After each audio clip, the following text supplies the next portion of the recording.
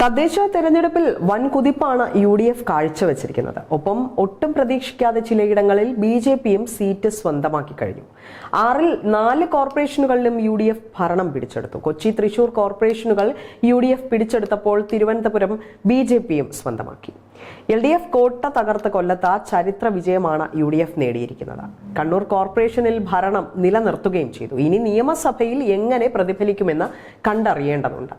തദ്ദേശ തെരഞ്ഞെടുപ്പിലെ UDFന്റെ ഉജ്ജ്വല വിജയത്തിൽ പ്രതികരിച്ച നേതാക്കളും രംഗത്തെത്തിയിട്ടുണ്ട്.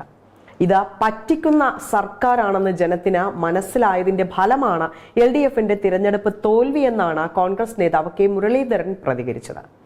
ജനങ്ങളെ പറ്റിക്കാൻ നോക്കിയപ്പോൾ ജനം വൃത്തിയായി പിണറായിയെ പറ്റിച്ചുവെന്നും മുരളീധരൻ പറയുകയുണ്ടായി.